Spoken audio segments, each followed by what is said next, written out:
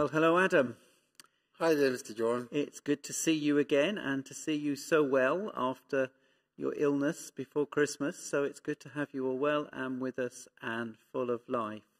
Yeah. These little interviews are for you to talk about whatever you fancy about yourself, but they're times for you to share some interesting information, a little bit of background gossip, because we all want to nose into other people's lives. So that's my chance this morning to be nosy with you. So tell me, Adam, you were born in Zimbabwe. Tell me what childhood was like for you in Zimbabwe. What was it like to be a child? Yeah. So to be a child for me, there are a variety of experiences of my childhood. Mm-hmm.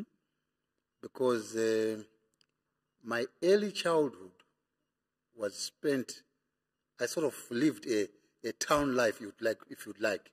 Mm-hmm. Because my father was then employed as an army officer until his retirement.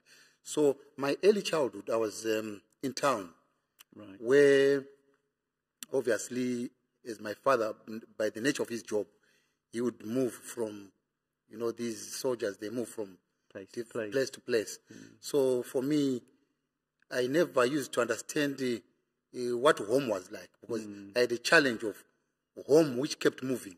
Right. Because I had, my primary education was actually in 3 different schools. Right. Because of the nature of my father's job. Mm-hmm. Where to move. So for me, I had that experience where home kept moving. So it meant people around me obviously also changed. Mm-hmm. It meant different schools, different teachers, different friends.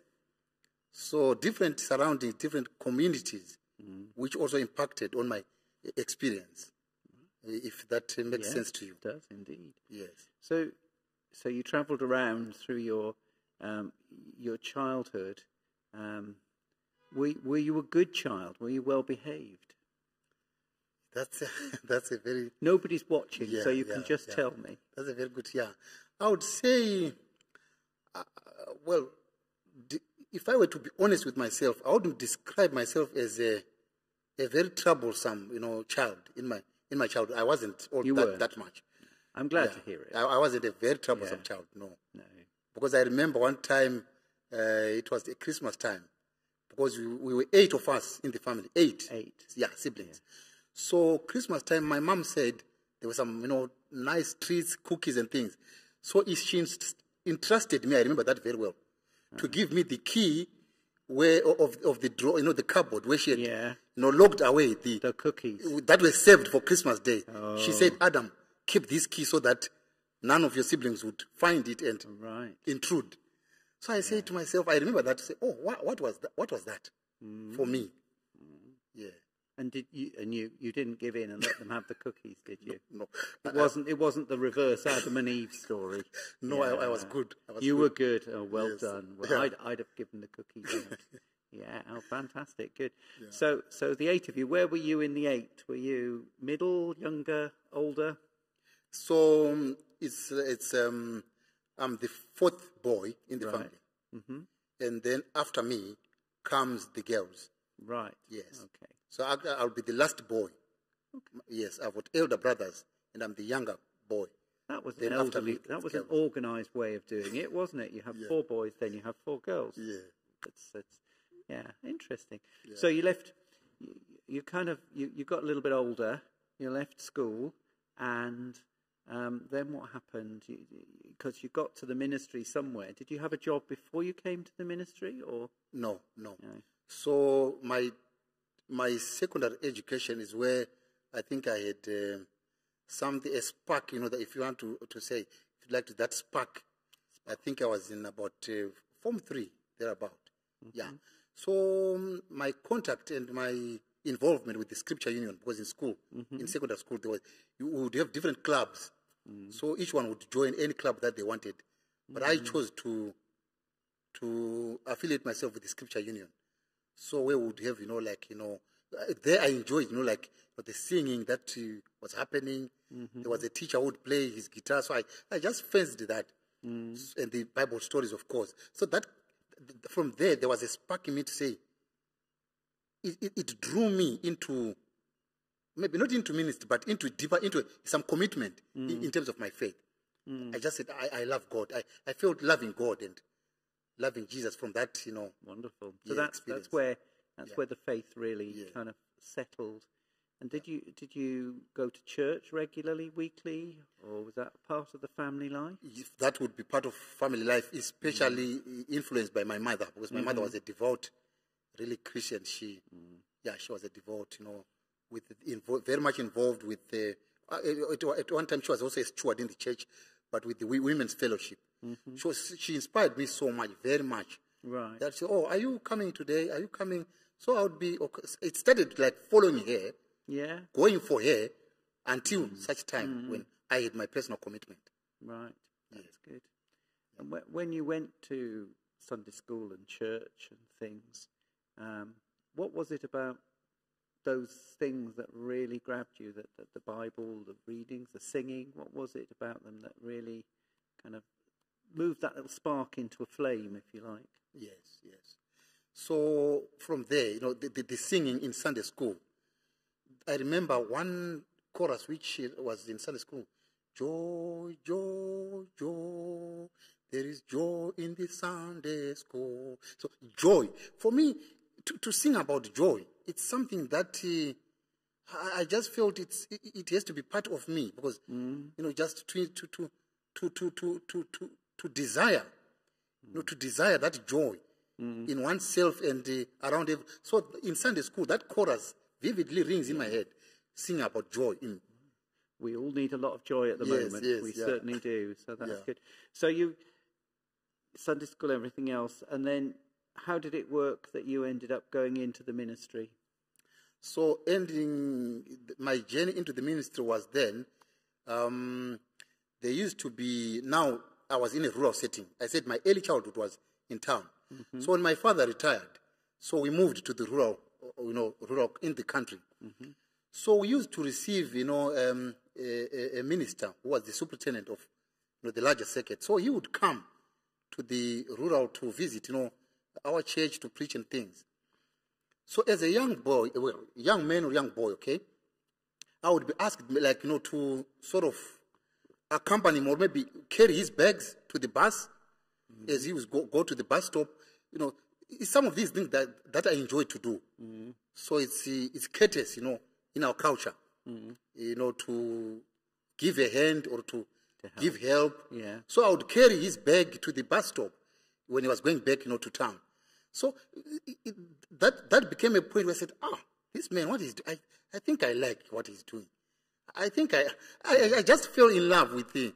Yeah. With his profession, although I didn't understand, but I just felt I want to be like what he's doing. So then later on, then he would address young people, those people who had left school, to say, actually the process of getting into ministry. If anyone desires, feels called to go to the ministry, he explained all that to us. And then clandestine, or the Nicodemus, I had to go. You say, so what do? I want to be a minister. He explained that to me. Then the whole process started. So it started. So you were ordained in the church in Zimbabwe. Yes. And you served in the church in Zimbabwe for about 10 years, is it? Am I right? Or so my ordination was 2000. So I served from 2000 up to 2010. I guess in Zimbabwe. Yes. Yeah. That's good. Yeah. That's good.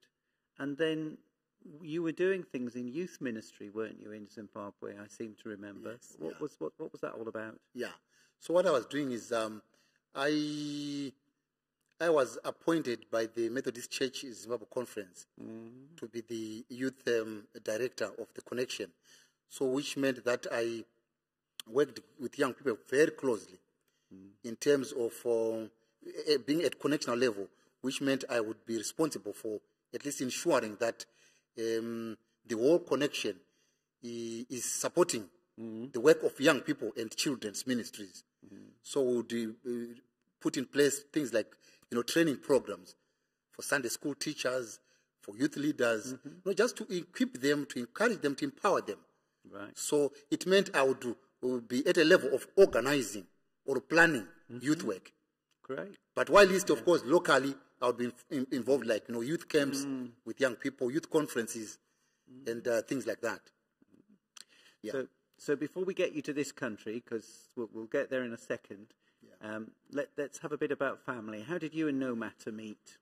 Yes, so Nomata was also a youth. She was also a youth member, but elsewhere, in the same circuit, but different, church. Church, yeah.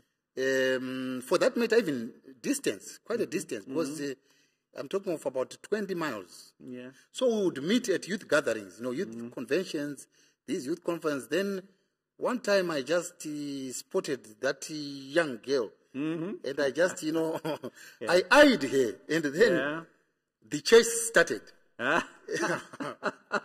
The chase. Okay. And interestingly, it would be writing letters. Then sometimes the letter was not replied to. Said, that girl has not replied my letter, until I got a reply, which was positive to say yes. Good. Then everything started from there. Yeah. Yeah. And then obviously you had children, and you've moved out here. So we had children the UK from Zimbabwe. Yes. Yeah. What brought you to the UK? So to the UK, I never dreamt of myself, honestly, coming to serve in the UK, because for me, I was just a person there. So the structure in the Methodist Church in Zimbabwe is such that appointments are just by stationing. One is just sent. So it happened that there was need for a minister to come and serve the Methodist people of Zimbabwean origin, right, who are here in the diaspora, right? So then an appointment was started actually in 2005 to 2010. So we saw the first minister who came to serve as a chaplain of the Methodist Zimbabweans who live in the UK. So he came and served his term up to 2010. So then 2010, there was another vacancy when this my predecessor was coming back to Zimbabwe. Yeah.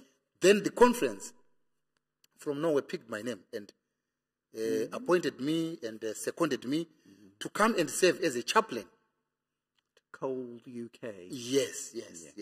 So then that's how I found myself coming to the UK in 2010.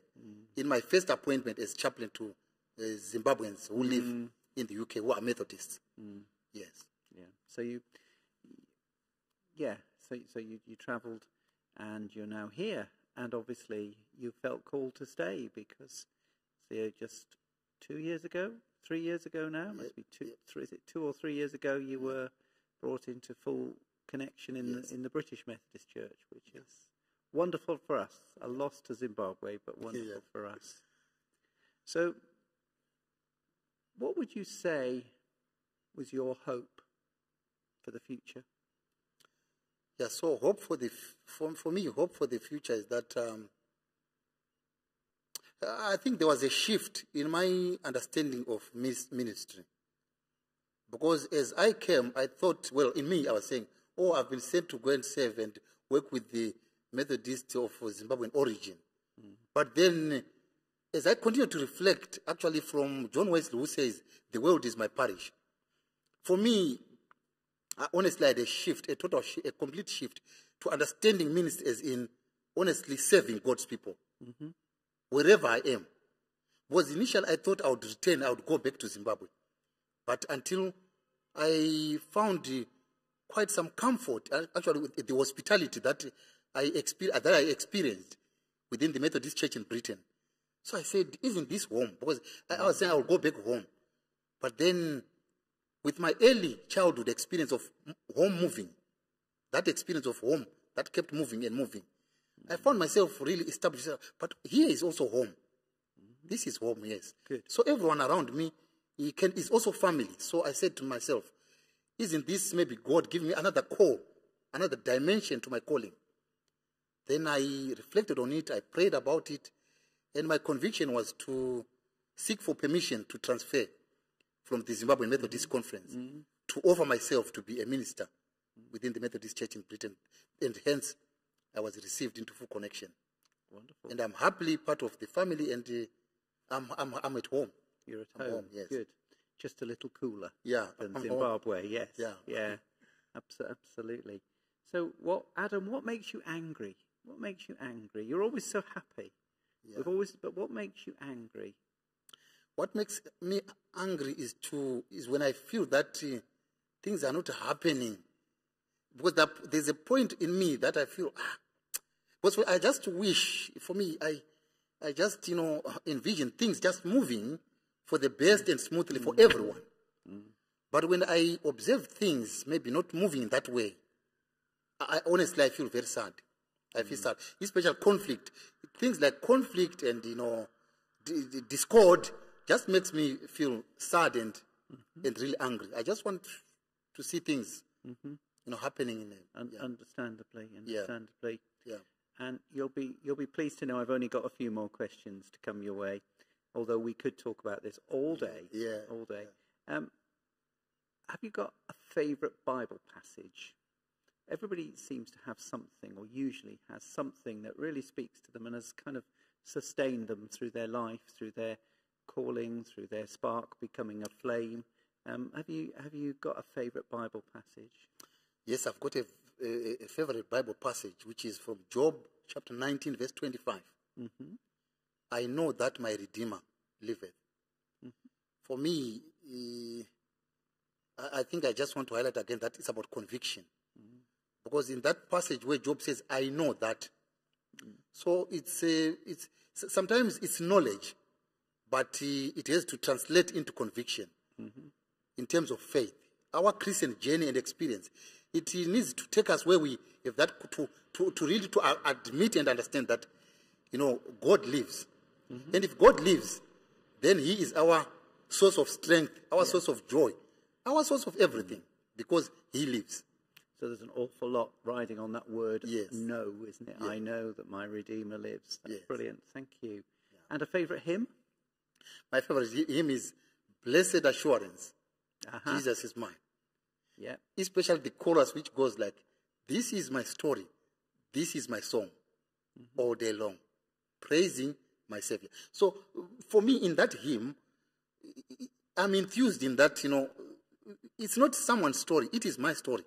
Because when I begin to talk about my life journey, my experience, my faith, there's no one who can be better placed to talk about it other than myself. So in that hymn, this is my story, this is my song. Absolutely. And I'm happy to share my story and my song with everyone. Well, thank you for sharing your story and song with us today. Yeah. One last question. It's a little one. Yeah. What does resurrection mean to you? Resurrection, in short and in summary, is just about the new life that we experience through the risen Christ, because we cannot get it, we cannot attain it outside the risen Christ himself. So resurrection is based on the risen Christ, who then gives us that life in him and through him. And then we are made a new creation. Amen. Thank you very much, Adam. Thank you, John. Thank you for your time. Thank you. Bless you.